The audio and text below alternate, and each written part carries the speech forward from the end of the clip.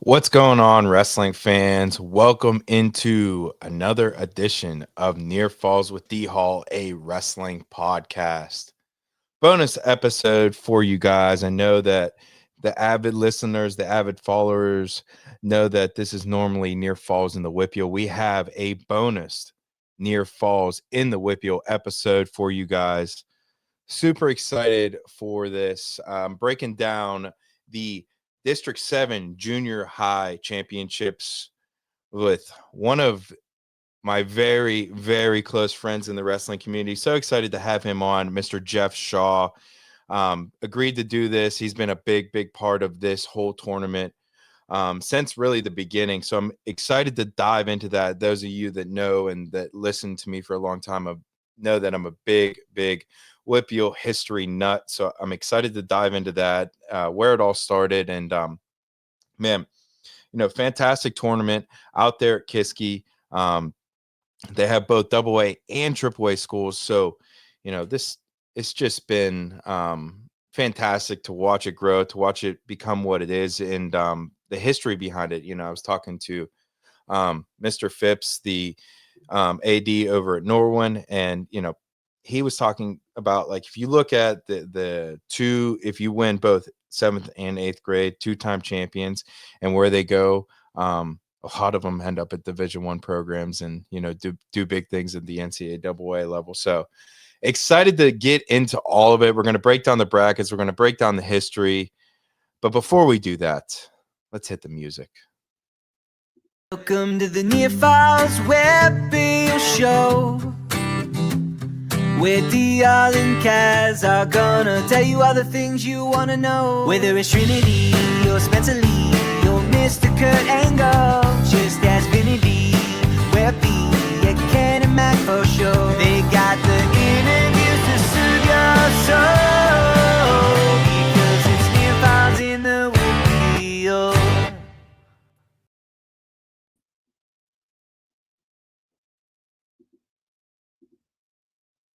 All right. So, again, we're going to dive into this District 7 Junior High Championships. So excited to do that. Let's bring in one of the masterminds behind the tournament, my main man, Mr. Jeff Shaw. How are you, sir? Hey, Donnie, I'm doing great, man. Recovering from a long week of prep and execution of the junior high championships, but happy to be on here with you. Thanks for asking me. Our friendship goes back a lot of years, and we're always talking wrestling and banging out thoughts all the time when we're together. But when you asked me yesterday, couldn't really say no, right? Man, I appreciate that. I feel good that you feel that way. Again, yeah, friendship goes back a long ways, but I believe this is the first time you're actually sitting on my show. So it's truly an honor. And, let's just kind of dive right into it. I absolutely adore this tournament. I adore it because, like I said off the top, you have both AA and AAA schools. So you really, really get a true test and a true showing of what is next to come in the WPIAL. So I love this tournament. I love to keep an eye on not only who wins it, but who finishes pretty high. Team wise, I love to see who does all that. But talk to me about, How it started. yeah, give me that, man. That's got to be a great story. It really is. It started back in 2010. I was coaching middle school with my brother Ryan Shaw, and he had an idea, a thought, a vision, if you will, and he said, we're the hotbed of Pennsylvania. Western PA, is the hotbed of wrestling. District 11 has a championship out there. Why don't we? I mean, Westmoreland County alone was putting a lot of people on the map, and always has. But nevertheless, he had this idea. And he started to talk about it with some guys like Donnie Dolte from Norwin head coach there, because Donnie's been around. He's a Connellsville guy, and he goes, they go way back coaching. And he presented to Donnie. They started brainstorming. And at the time, they wanted to get some more people involved with this thought process. But the two of them started this idea. It was Ryan and then Donnie come on board, and they wanted to get Andy Phipps involved because he was at Norwin coaching some middle school there and very involved in the program at Norwin. Brian Krenzelak down at Cannon Mac, another great mind in the sport of wrestling. They got him involved, and Lee Schickel from Penn Trafford. I mean, Lee's resume speaks for itself. So there was 5 guys in the beginning that kind of became the first board for this program. But they come up with this idea. They said, it's a tournament. Let's do this. Let's showcase our middle school wrestlers. How can we do this? And really, all it is a tournament. But they had to come together and figure out the logistics of how to get this presented to all the schools so they can get it on their schedule, and every school can allocate for it every year because, points are an issue for scheduling. So that concept came about in 2010, and by the 11-12 season, it was on the schedule. And our first year, we had 38 teams. I was just kind of a behind-the-scenes guy helping where they needed.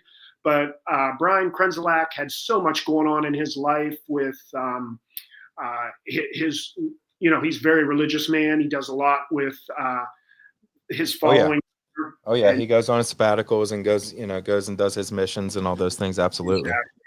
So he didn't want to stay on board because he was spread thin down there. And they asked me to get on board, and we've kept the committee together and basically added a couple more members since then. But the committee now consists of Andy Phipps, Lee Schickel, myself, and then we have Donnie Dolte, who's been a staple from the beginning, Donnie Geibel from Butler, and Seth Nicholson from Trinity. And I have to say, those guys, especially because they're coaches, Dolte, Nicholson, and Geibel, because they're middle school coaches, they bring an invaluable part to the committee because they know these kids. They're going to all these tournaments. So when it comes to seeding, they're integral. So that's basically how it started. But to piggyback off of that, there is a junior high state championships because of this tournament. Donnie Dolte and my brother Ryan back then took the model of this tournament to PJW States, which then President Larry Newcomer, they looked at it at the state level and said, really, it's this easy? A year later, we had junior high states, and the first year was hosted by Hempfield back in the day, which was too small, but we got it started. And then it just evolved from there. So the reason we have Pennsylvania junior high states is because of the model that they took to the state level with this tournament. I love that. And, why not? District 7, the hotbed, I agree 100%. It should be us that kind of leads the way and leads the charge in those things. I touched a little bit on the history, man, but you look at down, and I went back a little bit, but 2-time champs, guys that have done really well here, multiple time finalists, they do really big things, not only in high school, but on the NCAA scene as well. That I feel like that's a testament not only to the tournament, but to the WPIAL as well. And I feel like this, man, I wanted to have this conversation with you, in a time where junior high, I feel like around that time, you could kind of do whatever for junior high. You didn't necessarily have to wrestle for a junior high program because there's so many junior high tournaments and clubs were out there, right? And I feel like this tournament and the junior high state championships is really held together the junior high programs for schools. And I just want to give you guys the flowers on that. I know that I talk to a lot of coaches, and they make this tournament, this is a very big deal to them. And, it shows. The kids get up for it. The coaches get up for it. The intensity's there, and it's just great. And the coaches, the ones that stick it through, and we know in middle schools, there's a lot of turnover in junior high coaches just because it's hard sometimes. But the ones that are there that do a great job year in and year out, they recognize and know the value of this tournament. There are kids that will place at the state level that will not place in this tournament because of the depth and numbers, the sheer numbers that are in this tournament. when we started, we only had 38 schools. We have set records on the number of schools that have participated in this tournament. We were up this year to 55.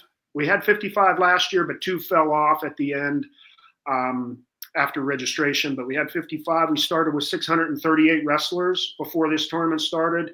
It's time of year, you know, kids get sick or they get injured. The numbers do drop by the start of the tournament, but we started with 638, and that's huge. That was a record. And we just, every year we seem to set records. Some schools' programs come on, then the next year they realize, oh, we really fell off. We can't compete in that tournament, and they go off. You know, it's just like Waynesburg wasn't there this year, but heck, they won this tournament 5 years ago with that bunch that came through with the Stone King, and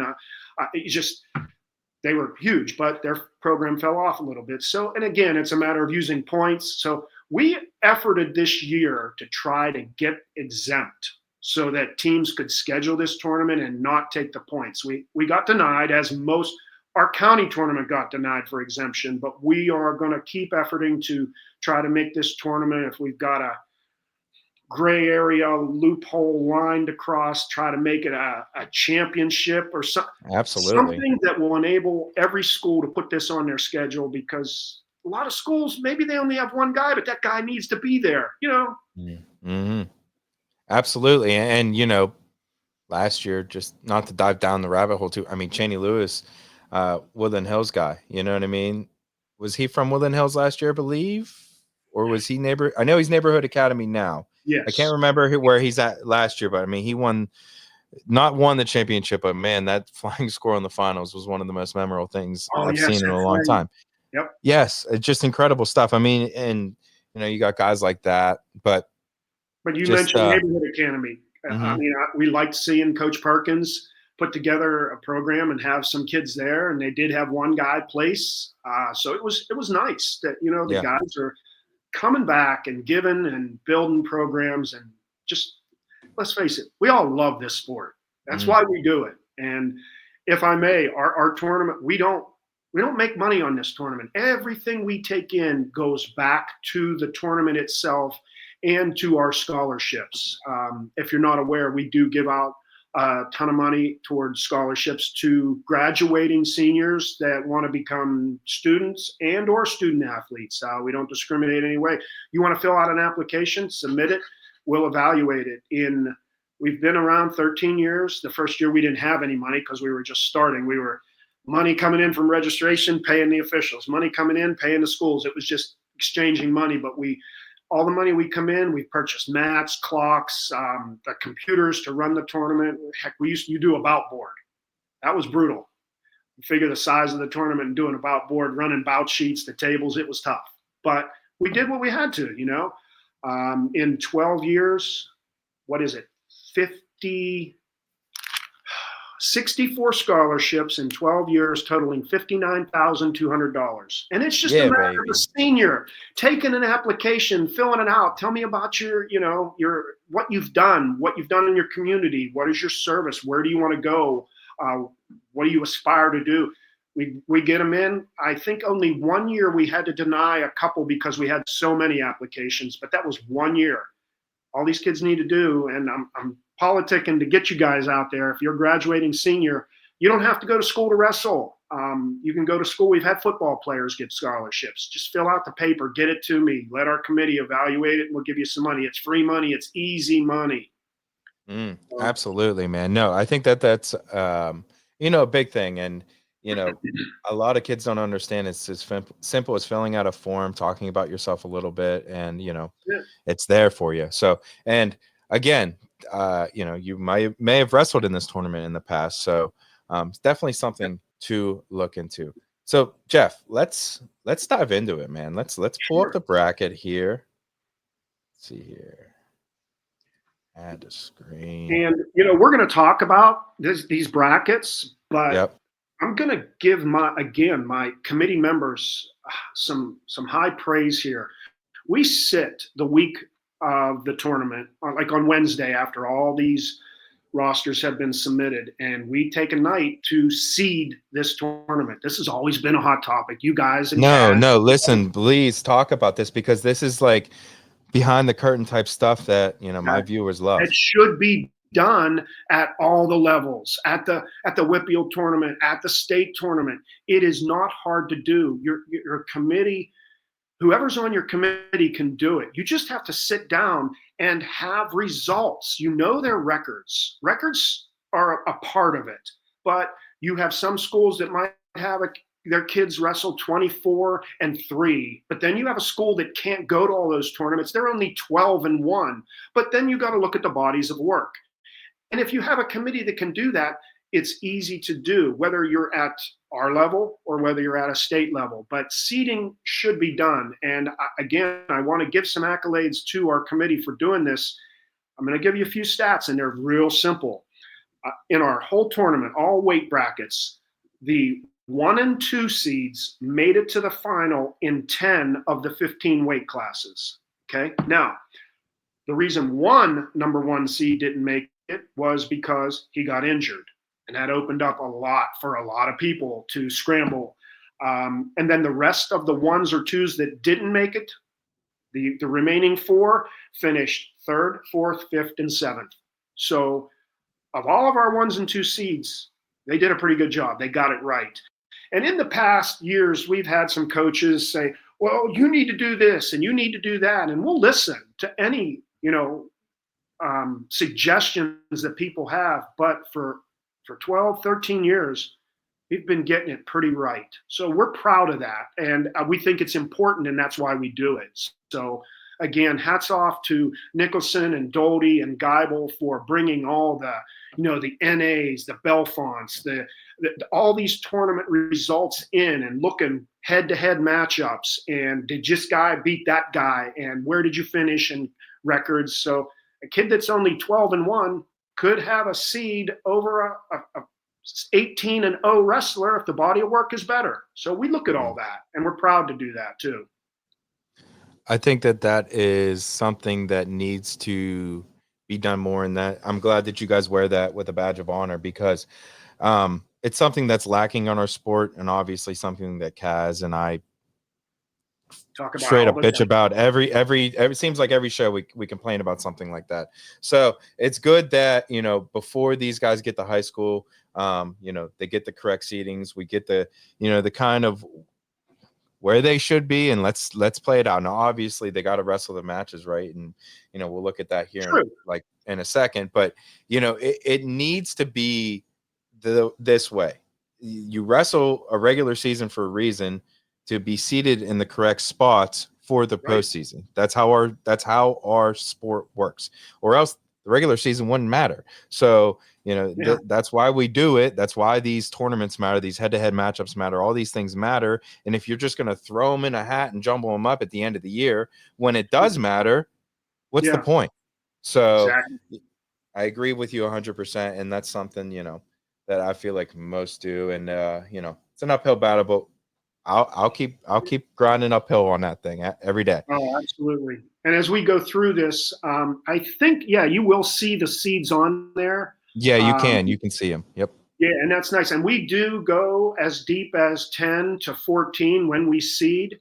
And another statistic from at least this tournament is we only had 8 non-seeded wrestlers place. I mean, that's not something like I'm saying that we're proud of. What I'm saying is we're making a point that how we seed it. You don't miss anyone. Brackets, those seeded wrestlers did what we thought they would do. And of those 8 that didn't make it, 2 of them were in heavyweight. And we were talking a little bit about that off the air. I mean, heavyweight is heavyweight. Anything can happen. And when we talk about this heavyweight class, did you see that match? I mean, it went back and forth to the last 13 seconds. Anything can happen in big man wrestling. And so that's kind of why, non-seeded wrestlers, sometimes it happens. And that's just wrestling. It is, man. All right, yeah, Jeff. So as we dive into the brackets here, we'll kind of focus mainly on the quarterfinals, round of 16. We'll dip into a little bit in.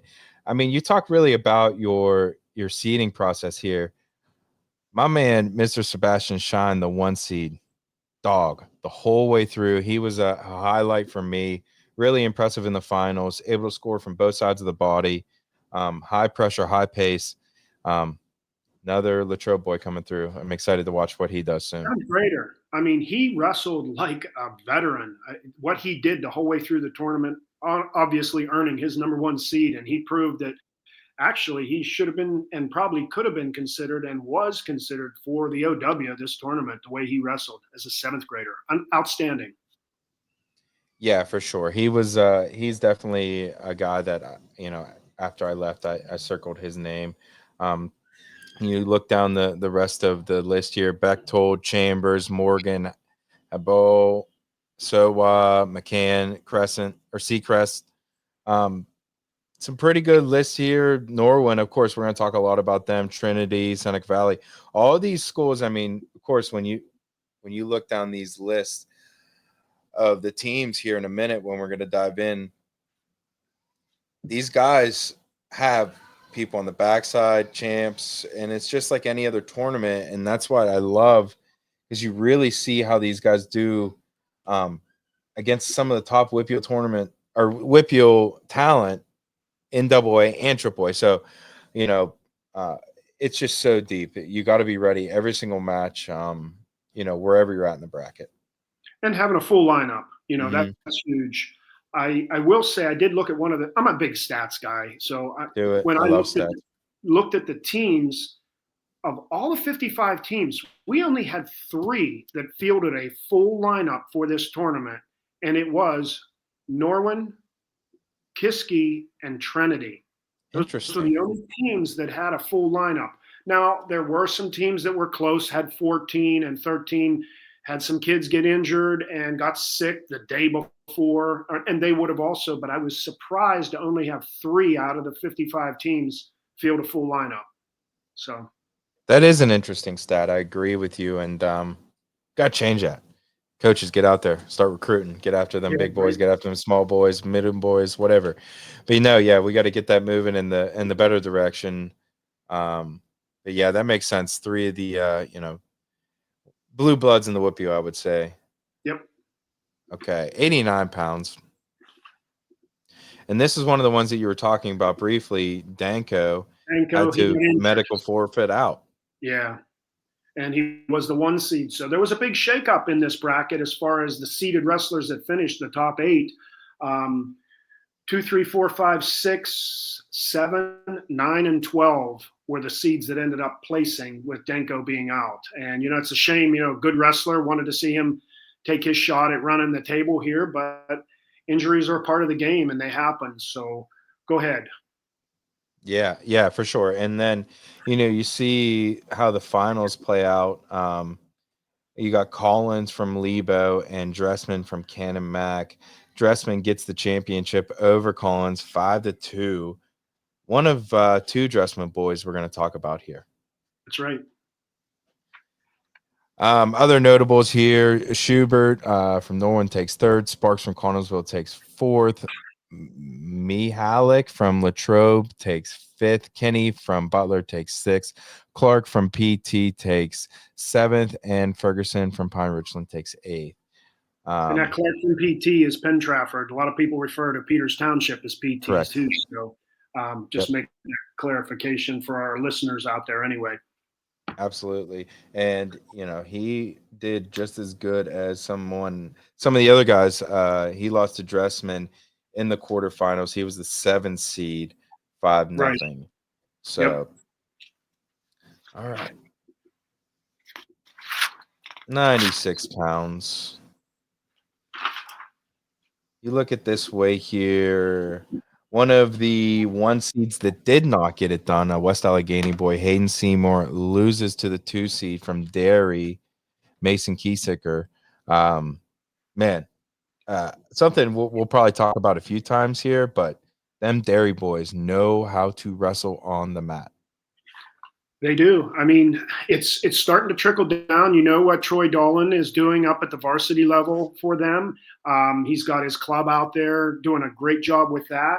And you have Dan Boring now back home where, he is originally from. He was at Southmoreland for a lot of years, but is back home and taking over and helping out at the middle school level. And they're It's the same as any other story in any other sport. You want to be successful at the top level. You gotta don't reinvent the wheel. Just do it the same from the beginning to the top. There's 1,000 moves out there in wrestling. Just perfect the ones that work for you. Run your series and just be the best wrestler you can be. You don't have to run funky stuff like Bo Nicholson did, back in the day. It's not about that. It's being the best you can be. So, and they're doing that at Derry, and you watch out, they're coming. You ain't joking, buddy. I was just, as a team wise, I was so impressed with what they did and how they performed. And this was kind of like the start of them. Kiesaker straight up just kind of rode Seymour like a dog the whole match, and Seymour couldn't get out. I know Hayden's a tough kid. He'll be all right. He'll be back. But you look at the rest of this weight. Gray from Connellsville took third. Grandel from Jeff Morgan took fourth. Blasco from Norwin took fifth. Kirby from Cannon Mac took sixth. Stevens from Seneca Valley took seventh, and Johnson from Kiski took eighth. Good weight here, and I Really think good both these weight. guys. Yeah, I think both these. A lot of these guys are going to do big things the next couple of years. I was really looking forward to this weight before it came out, just because of Hayden, being 35-1 with his one loss. I think it wasn't even to a whip guy. It was somebody from, I don't know, can't remember now, but 35-1, and the final really didn't disappoint, being 5-1. But Kiesacker wasn't going to be denied that undefeated record, but it was an entertaining finals match between those guys, and Hayden's going to be doing some big things coming up. Yeah, he'll be fine. Like we talked about a little bit in our intro there, a lot of these guys, all these guys are going to wrestle at the PJW Area 7, Area 3, Area 1, Area 4. What else is there? A little bit of Area 6? No, nothing Area 6, but I think that's the main in the WPIAL, right? For when these guys go to the PJW champion qualifiers. Sure. Yeah. So, I touched on Waynesburg, and I think one of the other reasons why they weren't at the tournament is they had their PJW qualifier this weekend, and interesting. It happens. It overlaps, and we talked about scheduling earlier too. We may consider moving this tournament up 1 week next year. It doesn't matter when it is; it's going to conflict with something. This year it was sections for both AA and AAA.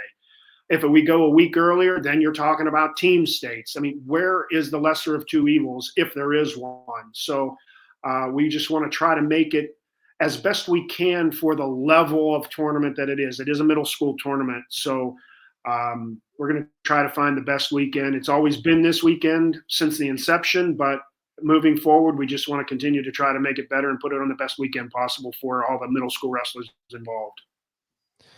And, there's no way to make it perfect, man. The wrestling schedule was so tight, especially this time of year. I mean, the high school coaches have talked about the new challenges that this schedule has created, with especially with the AAA side going to a new regional after WPIALs and things of that nature. So it's definitely a different challenge, and to figure it all out, I think that you guys did worked out just fine. Kiski did a fantastic job. I think it's a great school. They set it up really well.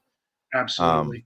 Can't give them enough shout outs to, yeah, man, for sure. They athletic do great. director and Jake Nolf and Chris Heater and his whole staff. They were most accommodating and did anything and everything we asked, but we really didn't have to ask much. They know what they're doing there. So they made our job easy.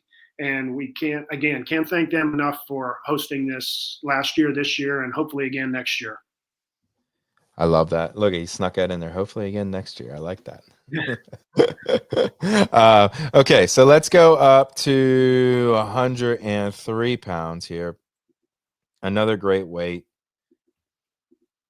Jack Stonebreaker takes home the championship over Shamil Islamov. That's right, Smitty. It's Islamov, not Islamov, like you guys were saying on the broadcast. I got to give you a little smack there. But no, Jack Brenzel takes third. Shay Fitz from TJ takes fourth. Brenzel from PT Penn Trafford, that is. Brown from York takes fifth. Isla Silva, have to recognize this name. The female takes sixth place here for the Mount Lebanon Blue Devils. Impressive stuff there. Arian Jackson from Shaler takes seventh, and Parker Kalarick from Kennebec takes eighth. But before we move on to Jack, you got to talk about Miss Silva. Yeah, I mean, Mount Lebanon, they started with these girls, a few years back, and they had two very, very impressive ones this year, getting it done at the boys level too. She's coming in here and placing sixth, and we'll talk about her teammate as we go on, but very most impressive what those girls, they don't look like girls. They wrestle a nice freestyle-esque technique that you can tell what they're doing over there with their training in their club. I think it's SHWA is the club. Yep, South Hills Wrestling Academy. I mean, I think they ought to swap the A and the W around and make it Shaw Wrestling. But I love that. That's a perfect dad joke. Very proud wrestling program there that they come in with their shirts on, the SHWA across, and that's great. And you can tell by the way their wrestlers are performing, they're doing big things. Yeah, no doubt about it. Coach Coker over there has had a plan, and they definitely got big stuff going. And it's a location's everything, right? And it's a perfect spot, right there in the South Hills between a bunch of tough school districts that's been looking for a club in that little spot there. So it's worked out great, and the fruits of the labor is starting to pay off here on the junior high level. But in the finals there, Mr. Stonebreaker, super impressive, a guy that I've been hearing about for years, and my brother, got a hold of, is coaching this year with Jack's dad, Mike, and my cousin, Michael. Jack was just impressive this tournament. Tech followed, I believe, quarterfinals in. And semis. Yeah, semis, quarters, finals. Yeah. My brother calls him the robot, and he's pretty damn good, dude. Yeah. And should I mention it? I mean, he earned the outstanding wrestler of the tournament. Yep. So what a great young man.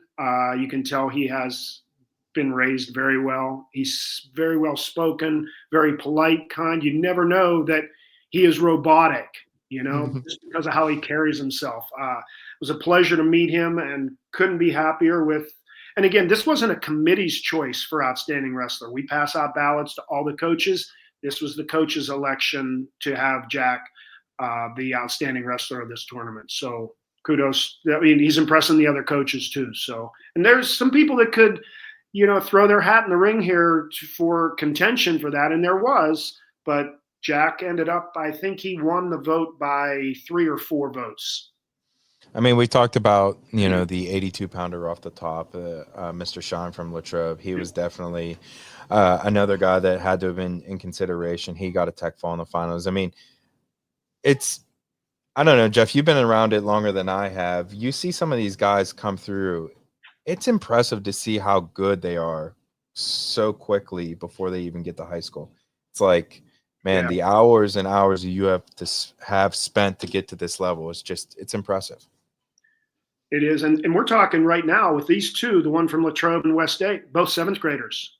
I mean, typically, these are going to be guys that are 2-timers or get it done, 8th grader, but 7th graders really shined in this tournament this year, and most impressive. So look forward to seeing them at least one more year, because I assume that those two wrestlers will be going varsity their freshman year. Yeah, I think that'd be a safe assumption. Yeah. All right. Going up to 110 pounds, we see another Dressman boy from Kennebec get it done. This time, not the 2 seed, out of the 1 seeded position. Mr. Lee Dressman gets a fall in the quarterfinals, major decision in the semis, and then a 4-1 decision over a Dairy boy, Mikey McNeil, in the finals. Broadwater from Fraser took 3rd. Striner from Connellsville took 4th. Goring from Mars took 5th. Hoover from NA took 6th. Yuspev from Baldwin took 7th. And May from Seneca Valley took 8th. But again, another Dressman boy, set of brothers for Kennebec. Go figure. Right. Yeah. The Striner from Connellsville, who ended up, what did he end up? Fifth, fourth. Yep. He was unseeded. And Nice. I mean, he deserves to have a little bit talked about because he lost to the 10 seed, but then turn around and ends up beating the 6 seed and then gets revenge on the kid that put him in the loser's bracket before beating the 2 seed Broadwater for third and fourth. So he had a very nice tournament after, the way it started for him, but come rattled back through and ended up getting fourth, not even being seeded in the tournament. So he's one of the 8 that I spoke of. So very impressive. Again, Connellsville boys, you know how they're being trained and coached up down there. So they've got a great coaching staff and do good things. And I think that's why their varsity program is where it is. And the room they just built too. I had the pleasure of being able to see it. I don't know if you were when we were down. Oh, you didn't go to the team, but Nope. when I they didn't go hosted, to that one, but no, next time I go to Connellsville, I will check it out. It's just, man, Connellsville, that's a haul for me, brother. That's like an hour and 10, you know what I mean? But I'll get there soon. I know that you know, it's better than a lot of college rooms out there for sure. 3 full mats, and they own the room. They bought it, they built it, they paid for it, and everything. So it's really impressive. You get a chance to see it. It's real nice for a high school room. Look out! So they're doing good things as always down there in Connellsville. They have a storied history, as we know. Absolutely, absolutely. All right, 117 pounds. Another 1 seed from West Allegheny goes down. Anthony Hawks loses in the finals to Michael Trumpy from Elizabeth Ford. Both guys were impressive on the way to get to the finals. Trumpy just was really impressive. Hit a cradle and stuck him. Yeah, he did. Just strong as an ox, man. Just I believe, if I remember right, the only fall in the finals, right? I'm pretty sure. I know it was the first one for sure. So Yeah. I think it was the only fall. There may be one more. We'll see as we go here. But Yeah. most impressive. A Trumpy, no shame in what he did. Getting there and being in the finals. So he'll be And back, right? yeah, and you look at this weight, man. A lot of these guys, even from the quarterfinals on, Hawks just got a 6-4 decision over the 9 seed Carroll from Hampton. And Carroll from Hampton didn't even come back. I'm sorry, he came back and took 8th place. So Joseph and Mitchell were a close match in the quarterfinals. Bricker and Penn Trafford, that was a little bit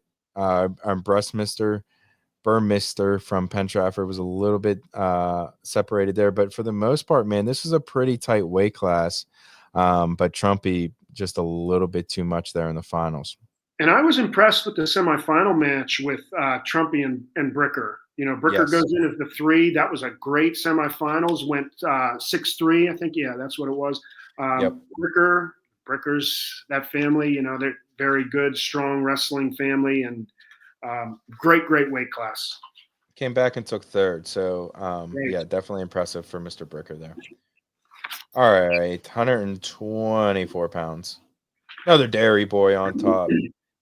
Mr. Camden Olson gets the victory over Shea Krasinski of West Mifflin, 7-0 decision. But on the way, he gets a tech fall in the semifinals over Foley of Derry. He gets a pin over Anderson of Lebo, a pin over Platt from Montour, and then a tech fall in the opening round. Just impressive performance. Yet another dairy boy. Right. Another solid bracket. The seeds all kind of worked out, and 9 jumped in over the 8 to final placement. But nevertheless, a very good bracket with the results. The number of losses on some of these kids coming in, as I mentioned earlier, we've had to place some kids with 1 or 2 losses above wrestlers that had no losses because body of works. And again, we got it right. They're in the finals, but the 1 and 2 again flipped. These 1 seeds are probably getting mad at us, but hey, you're making it to the final. You just got to finish the job, right? I love it. Yes, sir. All right. 132. Another guy here that I had circled. And what a name. Olympic Serio. I believe that's how you say it. I don't. Right? Is You that name how you say his last name? Serio? I Serio, I believe that is how you Okay. pronounce it. First, great name and impressive as hell. Tech fall in the finals, Tech fall in the semis, pin in the quarterfinals, pin or Tech fall in the round of 16, Tech fall in the round of 32. Just another guy that I'm sure was on the short list for OW.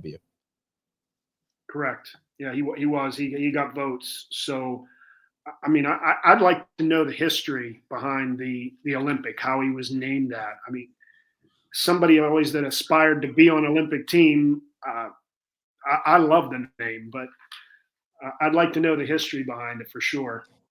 Well, Jeff, I know that, I don't know how you are on the Instagram scene, but he does have an Instagram, I believe. I don't know who runs it. I'm assuming his dad, but it's called Olympics Corner.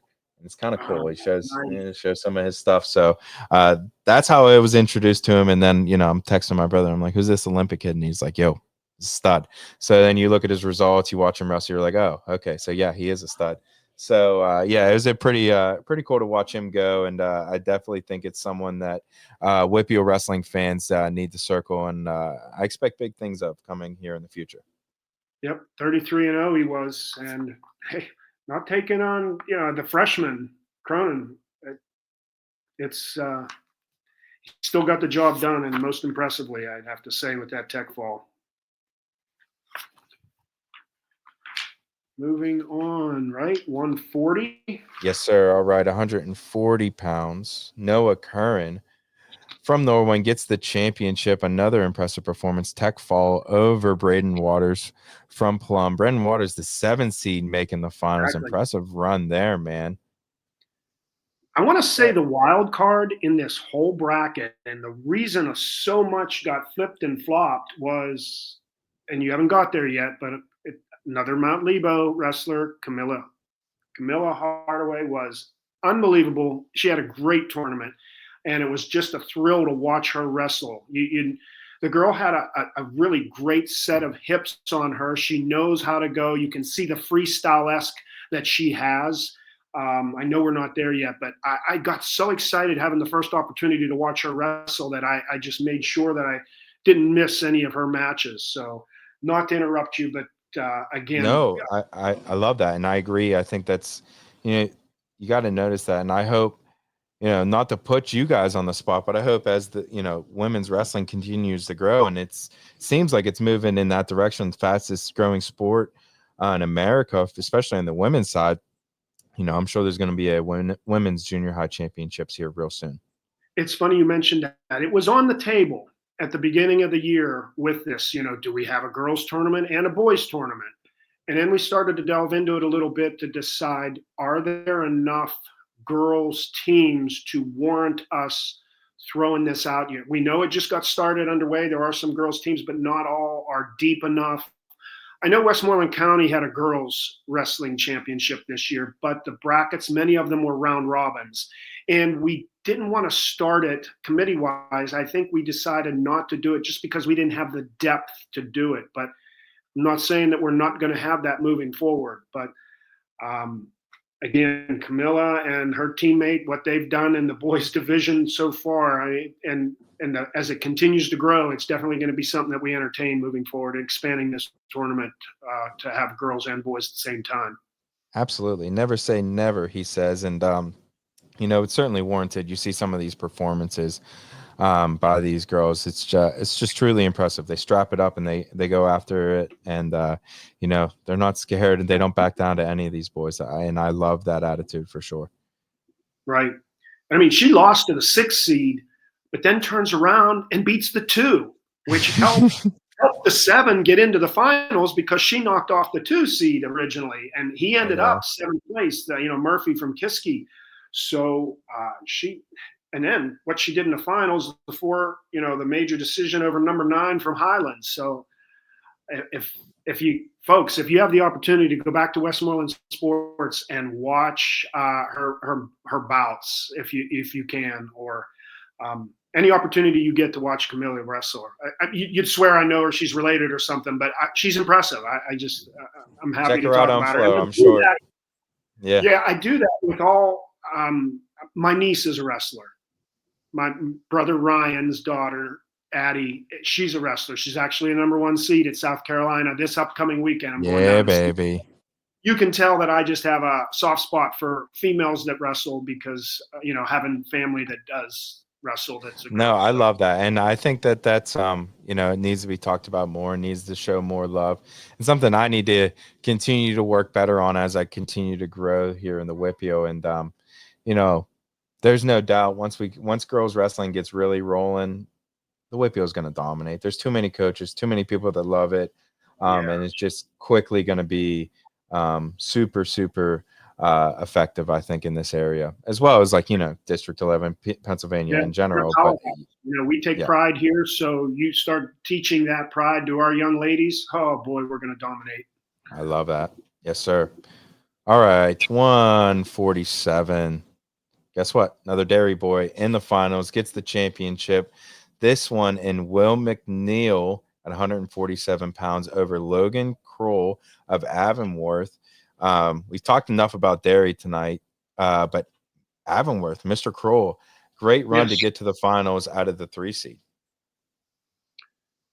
yeah, really did a nice job, and it's nice to see. And they're the Lopes, right? Yep, the Adam, Antelopes, yep, baby. antelopes. They had lopes across their shirts. So a proud program that's starting to build and doing some big things here with what you see Mr. Kroll doing, getting into the finals. Absolutely, and you love to see that in different programs to start to build up, and that just builds the depth in the WPIAL. You know, Gigalotti from Norwin takes third. What's that name there from Pierce Township? Do you know? That's a I tough one. It is tough. And Kailakis. Ooh, I don't know. Ialakis. Yeah, Yeah, yeah, that I'm sounds. sorry, That's a Anthony. tough one. Sorry for butchering it. So I'm That's okay. Me too. I mean, we both did. But Thurber from Butler takes fifth. Gallagher from Fox Chapel takes sixth. Sorrels from Kennemac takes seventh, and Sanchez from Burrell takes eighth. But again, you look down up and down this weight. A lot of common teams here that we see do big things on the high school scene. But Will, Mc, Will McNeil was very, very impressive, especially in the finals over Kroll, 16-4 major decision. if I remember, I think he was actually trying to get the tech, and it just Kroll did a nice job fighting it off. Not Yep. trying to avoid. I mean, I think he kind of accepted the fact that it is what it is, but you're not getting a tech on me. So he battled to Yeah. the end. And you got to love that. Wrestling coaches love that, right? I mean, you being a former coach, wrestle every position, wrestle every bit of the match, whether it's, you know, there's a match inside of a match inside of a match at every time when you're wrestling. So, and even when you win the last match, the last part of that match, you got to take that as a little victory. And I think that's a good call there. Absolutely. Um, okay. So let's move on. 157. Another Dairy Boy. What a run here that they have. They are going to be so special here in a couple years. Um, but this one in Ty Blasco at 157 pounds gets the championship via 7-3 decision over the number 1 seed Jahari Scott of Gateway. Blasco coming out of the 3 seed position. Yeah, and the job he did in the semifinals, getting that major decision, 14-0 shutout to get there. So I mean, he was on a mission. Yeah, no doubt. He gets a tech fall in the quarters, major decision in the semis, and then a decision in the finals. Scott takes second. Collins from Montour takes third. Crosby from Norwin takes fourth. Kale from Pierce Township takes fifth. Orlando from NA takes sixth. Skurbitz from Bethel Park takes seventh. And Sharfield from Latrobe takes eighth. Yeah, I mean, that's how many in a row for Derry? What do we got here, buddy? Yeah. That's a lot. So 2 minimum. Let's see, 140. Kerwin got 140. 2 in a row. 24, 147. Not in a row so much, but they just Couple. Yeah, so the 2 in between. right. It just feels like it. Holy crap. 2 in a row. All right. So up to 172. Get towards the bigger boys. And this is where I started to look at. I'm looking at these brackets. It's like, all right, Kissie's got a guy here. He's got a guy the next week. They got a guy the next week. They got a. It's like no surprise here. Kiski's got a freaking guy placing pretty much at every single upper weight. Upper weight high is upper weight junior high, isn't it, Jeff? Yeah, definitely. So Levi Faust goes out and gets the championship over Stephen McCartney Jr. from Kiski, Faust from Ligonier Valley. Good to see a Ligonier Valley boy get in there and get the championship at 172 pounds. 9-2 decision over McCartney from Kiski. And I think that match was a little closer in the county finals, but that was a county final for us also. Mm. Yeah, so I mean, you look at like how it is. It could have been 6-2 takedown. I mean, 6-1. Yeah, the new rules kind of open things up a little bit. I know that, like, I think it goes both ways, Jeff. Yes, okay, you're down 7 points, and that happened quickly, but you can get 7 points back so quick in today's game compared to last year or the years past with the 3-point near fall, with the 4-point near fall, with the 3-point takedown. I think coaches are starting to adjust to it, as all good coaches are, but it's definitely a different wrinkle in the game. Absolutely. And if you're not absorbing or embracing the changes, you're leaving your guys and your team behind. You have to. You have to embrace that. Just like when we first started pulling starting weights. If you took the attitude of, we're just going to line up and wrestle, you found yourself getting left behind real quick. You've got to strategize. I love that. I love doing the strategy, sitting down all possibilities. Yes, you still have to do the wrestling on the mat, but it puts a whole new twist into it. And we were talking to Matt Leby when his varsity team, won the WPIAL. A lot of that was attributed onto how Coach Leby coaches. He embraces every scenario, and that's what you have to do. Yeah, no doubt about it. And that's what all the good coaches do. They are prepared and put their wrestlers in the best possible position. It may not make sense in the immediate moment, but most of the times you got to see the forest through the trees, right? Right. And if that change saves you 1 bonus point, which is equivalent to 1 team point, that's what you do. If you never want to accept losing, but if you know that the cards are stacked against you, hey, your job is to not give up a major. Your job is to not give up a tech or a fall. Go out there and, stay in this position, work this, work that. Your job is to minimize the damage. And as we move up to 192 pounds, we see Trace Kinsley from Armstrong go out and get the championship. Tech fall in the finals, but man, he had a dogfight in the semis there over a Kiski boy, Mr. Ashton Taylor. 2-1 decision. Yeah, I don't know if you got a chance to see that, but it was a dogfight, and it's well earned. But again, the semifinals was obviously more difficult than the finals here, and there's our second fall. We were wondering if that was the only fall. There's the second fall. Yep. And, you look at this bracket, Kinsley, I'm assuming younger brother of Caleb Kinsley from Armstrong. Just impressive, man, to come out of the 2 seed, take out the 3 seed in a tight battle, and then really just dog the 1 seed 15-0 and get the pin in the finals. Just impressive performance for him. And, Armstrong, a team that's kind of sneaky, man. Obviously they got a great head coach at the high school level in Brandon Knoll. And, they get some of these guys, they start forming this team, and next couple of years, look out for the Armstrong Riverhawks. They could be something. You've always got to prepare. They've got some there that are always going to give you fits. Absolutely. Okay. 212 pounds of light heavyweight. Austin Smith from Canon-Mac goes out and gets the championship out of the 2-seeded position over Jonah Fairley of Norwin. Harding from Avonworth takes 3rd. Bernerick of Ligonier Valley takes 4th. Verduri of Seneca Valley takes 5th. Thompson of Elizabeth Ford takes 6th. Busateri from Peters Township takes 7th. And Bottles from Kiski takes 8th. Another Cannon Mac boy going out and getting the chip here. This time out of the 2-seeded spot. Again, 11-8 decision in the semis over Bednarik.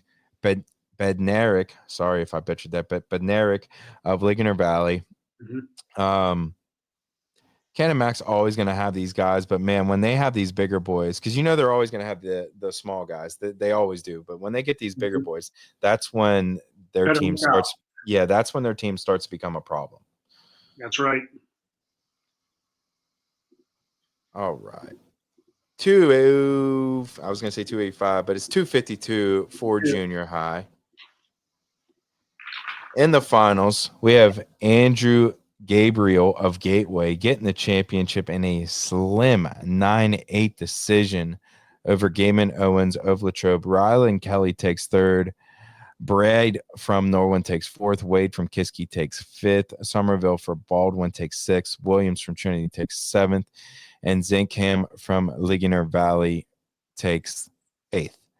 Gabriel, Gateway boy over a Latrobe boy. Gabriel, the 2 seed. Again, you guys did a fantastic job getting a lot of these 1 and 2 seeds into the finals. And this one here, clearly a coin flip match. And if you didn't have a chance to see it, or you think, big boy wrestling not fun, go back and watch the broadcast and watch this match. It's the last 30 seconds alone, the damage that was done. It was tied. It was one was up by 1, then it was up by 2, and then there was a reversal, and then the near fall points. The match was incredible, and Smitty lost his voice for sure. And that's what, man, kudos to the Westmoreland sports guys to go over there and do the finals. I think it gives it a really big match feel for these junior high guys that, you are being filmed. It's going to be, played on Westmoreland Sports Network. Flick and the boys, they do a fantastic job. And as we know, Smitty's the best in the biz when it comes to calling matches. It was fun, man. I was able, my brother and my cousin were introduced to you guys for the first time this year, and they were like, man, they do a fantastic job of just flowing through the match, talking about it, through the positions, talking about the implications. And I'm like, you're listening to the guys that have years and years and years of wrestling experience. It's not like they just showed up and said, give me a microphone and let's go. So, if you guys are out there listening, take pride in that we have people that want to do it and want to share their knowledge. And I just love sitting and listening to guys like Smitty, guys like Jeff, just pass their knowledge down on the fans, because that's what grows the community better and stronger, I believe. Appreciate that very much, Donnie. That's kind of you to say, and we do it because we love it, and it's fun to do. And we're appreciative to Dan Flickinger, the owner and president of Westmoreland Sports, that he allows us and gives us the platform to come in and do this. And hey, you've been on the call too with us for some of the matches, so he appreciates and respects guys that know the sport. He'll tell you himself, he can cover everything, but does not feel comfortable covering wrestling just because of how, technical it is. And the guys that know it can bring it, to the listeners very easily, because it's second nature. And you're right, Smitty's the best at it, and George, and Of course, George. I think Smitty and George, those two combos. Like, I was sitting there listening Matt's side. I was like watching how the delay was, and I'm like, man, I love, because their chemistry is just so good. Yeah. I love those two mixing with each other, and man, like I said, you guys, another fantastic tournament that you brought. Can't give you guys enough flowers. Everyone that was involved, everyone that kind of started this thing, all your board members. All that you're out there listening, take pride in this tournament, be ready for this tournament. It's a big deal. These coaches, these administrators, these board members, they all take a big deal, big pride in this tournament. And, the result shows on the mat. It was just fantastic. These kids showed out and showed up, and I can't wait for next year's, brother. Oh, it's the same thing. It doesn't even become work, because the wrestling just overtakes all your emotions. When it starts, it's crazy that first night, all those peoples. people in the gym and families. Junior high sports in general travel well. Grandma, grandpa, aunt, uncle, cousin, siblings, they're all there. So the facility is packed and everybody. The biggest complaint is, why do you host it here? It doesn't matter where we go. We go to a school as big as Norwin, it doesn't matter. The sheer numbers, it's just overwhelming. And I think that kind of made our AD from Kiski, Jake Nolf, a little bit nervous, but when he saw how the tournament ran, and big shout out to Jason Delp, who runs the software package for this tournament every year. Without him and that software package, we couldn't do what we do because, like I mentioned earlier, we did bout boards. I did that one year, and it was brutal on me. There wasn't a deodorant in the world that was going to save me that day because I was nervous the whole weekend. So, but we get it done, and we're happy and proud to bring it to all the wrestling fans out there. And just, they are the future. You go back through and you see the names that have come through this tournament. I can Colton Stone King, Vinny Kilkeary, Luke Pletcher, Isaiah Vance. I mean, just, you can rattle them on and on and on. The guys that have gone on to the level, Kurt Phipps, Andy's son, just the people that have gone on that have participated in this tournament and done bigger things. And you're seeing the future, and we're happy to bring that to the fans for sure. Love that. Love that. Jeff, thank you so much for your time. Thank you for hanging out with me. Thanks for having me.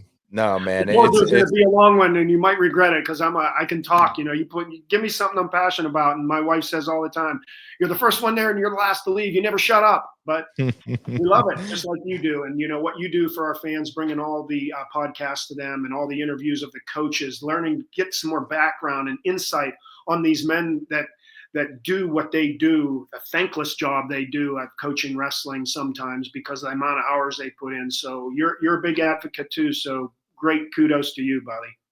Thank you, brother. I appreciate that. And, it's all love too. It's all for the kids, man. I just want, if I could get every single kid to step on the wrestling mat and give it a go just for the life lessons, I would. And that's why I do what I do.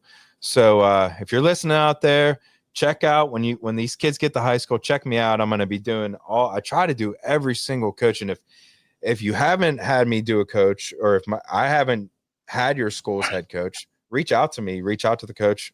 I'll sit down with 65 WPIAL coaches next year. I don't care. I want to know about every single one. I want to know about all the kids. So I appreciate you guys out there listening, hanging out with me and Jeff, talking about this tournament. It's one of my favorites on the junior high scene. Again, just big thanks to you, Jeff. And, can't wait to do it next year. Absolutely, buddy. Brothers. My man. And again, thank you guys for listening to this edition of Near Falls with D Hall, but specifically a little bonus edition of Near Falls in the WPIAL for D Hall, for Jeff. Later.